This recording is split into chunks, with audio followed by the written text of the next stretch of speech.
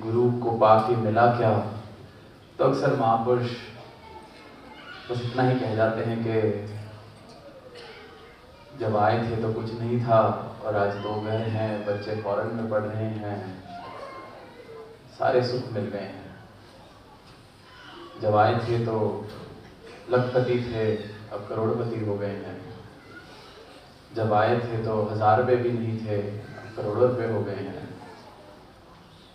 वो बेशक हुए हैं और बेशक इनकी कृपा से हुए हैं, पर पूरा जीवन यहाँ लगाकर, इनके चरणों में लगाकर जब मैं अपने गुरु का बखान सिर्फ माया की तुलना में कर देता हूँ, तो मैं सिर्फ 2 बातों का प्रमाण दे रहा हूँ कि एक, जो असली दौलत मुझे देना चाह रहे थे या देने आए थे, वो पाकर भी मैं उसको समझ नहीं पाया। और दूसरी कि मैं अपने गुरु को किस स्तर पर ला रहा हूँ, जिसकी महिमा मैं जीवन के जीवन लगा दूँ तब तक नहीं गा सकता, लाकर मैं सिर्फ और सिर्फ एक माया देने वाले के जितनी सीमित हस्ती उसको बता देता हूँ। और इसलिए फिर दुनिया कहती है कि पैसे ही कमाने थे तो हम कोई प्रॉपर्टी खरीद लेते 25 साल में, तो वो भी लाख की 1 करोड़ कर ही देती।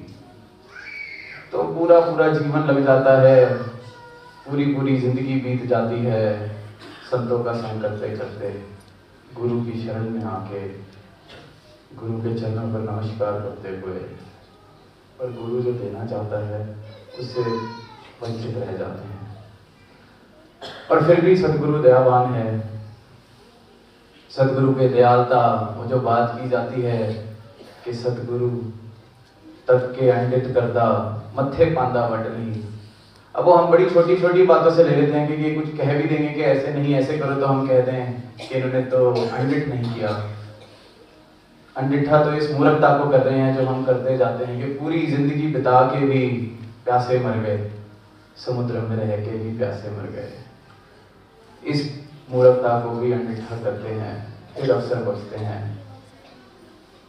तो हम जब सदगुरु का बखान करें कि इसने दिया क्या है, बेशक जो रोटी भी मिल रही है इनकी कृपा से मिल रही है, उसका भी शुक्राना है, उसका भी जिक्र करना है, पर ये ना भूल जाएं कि असली दौलत क्या लेने आए थे। असली दौलत सदगुरु ने जो दे दी है वो है क्या।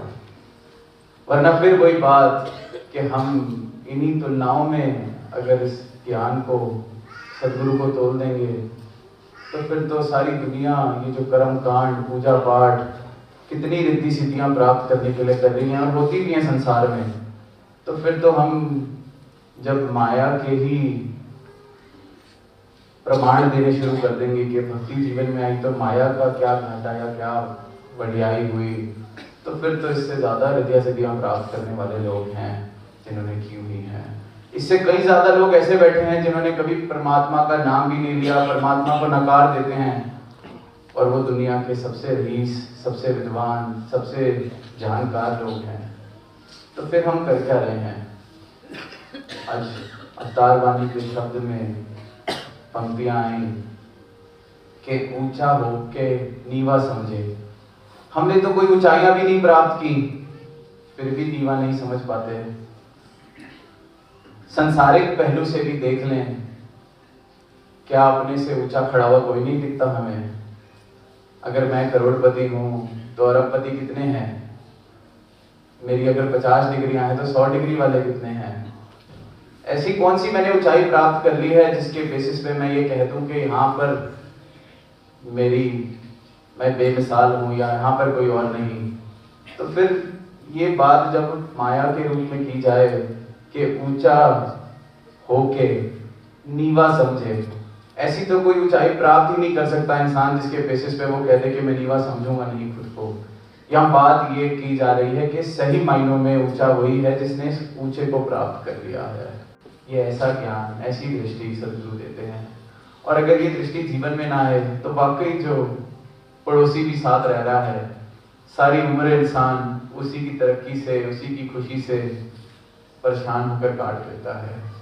तो जीवन किस तरह से जीना है, एक तालाब की तरह जहाँ पानी बस खड़ा है, जहाँ मच्छर गंदगी इकट्ठी हो जा रही है क्योंकि वो पानी एक जगह खड़ा रह गया है। जैसे हम अक्सर देखते हैं जो पानी खड़ा रह जाता है, उधर सिर्फ और सिर्फ बीमारियां, गंदगी, कीड़े, सिर्फ और सिर्फ इनका वास। और फिर जो बह चलता है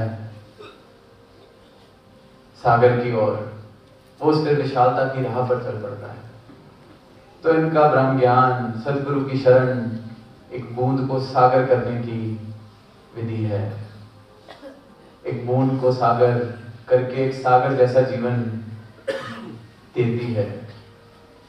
तो इस असल दौलत को पहचान सकें, ये जो असल दवा मरम की सदगुरु लेके आए हैं, मेरी असल पहचान मुझे देने आए हैं, इनसे सिर्फ और सिर्फ इसकी मांग की जाए कि कृपा करो ऐसा समर्पण बख्शो कि जीवन वैसे जिया जाए जो हम कह तो देते हैं कि रंग दे प्रभु नाम के रंग में गाया, पर नाम के रंग को समझा जाए।